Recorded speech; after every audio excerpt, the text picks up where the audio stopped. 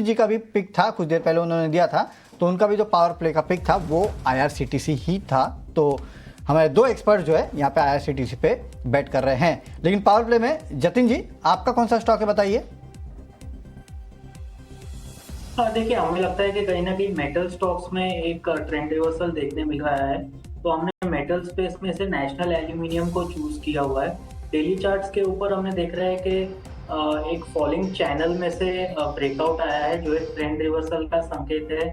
और daily momentum indicators भी buy signal दे रहे हैं। तो कहीं ना कहीं एक अच्छा खासा फॉल के बाद एक काउंटर ट्रेंड पुल बैक के लिए हम प्ले कर रहे हैं। इसमें स्टॉप लॉस आपको रखना होगा 201 रुपए का, और ऊपर में हम टारगेट एक्सपेक्ट कर रहे हैं 210 रुपए के आसपास।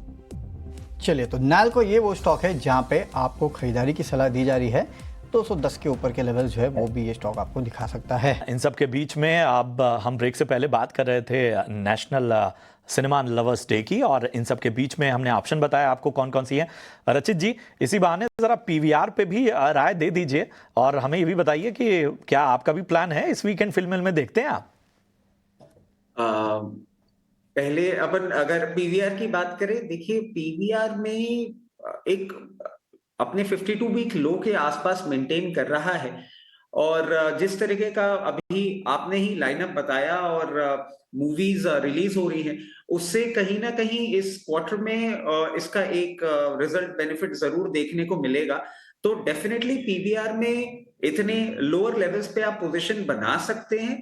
और अगर इसका आप एक स्टॉप लॉस लेके चलें तो 1036 के स्टॉप लॉस के साथ आप इसमें एक शॉर्ट टू मीडियम टर्म के लिए पोजीशन बना सकते हैं। और 1180 पहला टारगेट होगा जिसके लिए आप ये ट्रेड इनिशिएट कर सकते हैं। अब बात है कि क्या मेरे को सिनेमा पसंद है, और क्योंकि मेरे सामने फिल्मी पांडे बैठे हैं, तो ये मेरा कहना बिल्कुल गलत हो जाएगा कि मुझे सिनेमा पसंद नहीं है। डेफिनेटली मुझे सिनेमा बहुत ज्यादा पसंद है। बस एक डिफरेंस ये आ गया है, और ये आप आदत खराब मान लीजिए कि जब से OTT आया है तब से हमारा सिनेमा हॉल तक जाने का जो सफर है वो थोड़ा सा कम हो गया है। वरना पहले महीने में 3-4 वीकेंड्स तो जरूर जाया करते थे। अब थोड़ा सा कम हो गया है, अब OTT पे ज्यादा प्रेफर कर लेते हैं। और मैं वही OTT के लिए भी ऑप्शन दे देता हूं आपको। OTT के लिए भी ऑप्शन दे देता हूं, पाताल लोक देखिए, और रोशन खानदान की एक डॉक्यूमेंट्री है, बड़े पुराने किस्से आपको जानने को मिलेंगे, तो आप घर बैठे वो भी देख सकते हैं। पाताल लोक का सीजन 2 है। जतिन, आप बताइए आप की PVR पे राय क्या है, और इसके साथ ही आप इस हफ्ते क्या देखने वाले हैं? देखिए, फर्स्ट ऑफ ऑल पीवीआर के डेली चार्ट्स के ऊपर तो ट्रेंड फिलहाल नेगेटिव है। पिछले 3-4 दिनों से एक कंसोलिडेशन जरूर हो रहा है, लेकिन हमें लगता है कहीं ना कहीं ये कंसोलिडेशन एक बार नीचे की तरफ ब्रेक होके ये स्टॉक 1020 तक के लेवल्स तक भी स्लिप होता है। तो पीवीआर पे प्राइस पैटर्न को देखते हुए हमें थोड़ा व्यू थोड़ा बेरिश है, और थोड़ा वीकनेस आ सकता है। और जहाँ तक वीकेंड की बात करूँ तो ये वीकेंड में थोड़ा ट्रैवल कर रहा हूँ, इसके लिए ये वीकेंड पे तो कोई सिनेमा का कोई प्लान नहीं बन रहा है फिलहाल तो। डेफिनेटली। तो PVR, बट प्रशांत, मुझे एक बात समझ में नहीं आती कि 1000 करोड़ 1,500 करोड़ पिक्चरें कमा रही है और PVR 52 किलो पे है, ऐसा क्यों? मुझे ऐसा लगता है ना कि ये इवेंट फिल्में चल रही हैं। ओके। थिएटर बिजनेस केवल इवेंट फिल्मों के दम पे नहीं चल सकता। आपको रेगुलरली हिट्स चाहिए, रेगुलरली ब्लॉकबस्टर चाहिए। OTT बहुत बड़ा फैक्टर है, तो वो एक बहुत बड़ा फैक्टर हो सकता है इसकी वजह से। चलिए, डेफिनेटली। तो काफ़ी सारे फैक्टर है जिसकी वजह से PVR के शेयर के ऊपर आपको बता दिया प्रशांत ने कि क्यों नहीं चल रहा है, और टेक्निकल्स भी आपको बता दिए गए थी। अब जरा फोकस करते हैं कुछ और स्टॉक पे, और हम आज देख रहे हैं कि जो अहम सेक्टर्स हैं जिनमें आज अच्छी जो कहते हैं मोमेंटम देखने को मिल रही है, उसी में से है FMCG क्षेत्र। वरुण, खपत वाला क्षेत्र, एक जो बीच में चिंता थी कि एक ऐसा क्षेत्र जिस पर हमेशा से ही बेट लगाई जा सकती थी, उस क्षेत्र में एक कह सकते हैं कि कुछ दिन चलना कुछ दिन नहीं चलना, ये वाला मूड हो गया था। एफएमसीजी एक बार फिर लौटा है, क्यों इतना महत्वपूर्ण हो जाता है, खासतौर पे अगर हम इक्विटी मार्केट के लिहाज से देखें? डेफिनेटली देखिए, तो एफएमसीजी के वापस फोकस में आने के दो कारण हैं। एक तो इसके पहले हमने देखा था कि कंपनियों की कमेंट्री में ये आता था कि रूरल की हालत खराब है, अर्बन तो खराब हो ही रहा है। लेकिन अब अगर आप कमेंट्रीज पढ़ेंगे और इनके क्वार्टरली अपडेट्स देखेंगे तो यहाँ पे सब कह रहे हैं कि रूरल मार्केट जो है वहाँ पे सुधार देखने मिल रहा है। तो ये एक बहुत अच्छी बात है कि रूरल सुधर रहा है। रूरल सुधार मतलब रूरल डिमांड, ग्रामीण इलाकों में जो डिमांड है वो थोड़ी बहुत सुधरते हुए नजर आ रही है, वहाँ ग्रीन शूट्स है, तो ये एक अच्छी बात है।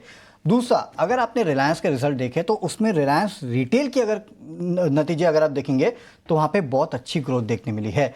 आप देखिए, माना जा रहा था कि शायद 1% के आसपास रिलायंस रिटेल जो है वो ग्रो करेगा, लेकिन 10-12% के आसपास की ग्रोथ जो वहाँ पे देखने मिली है।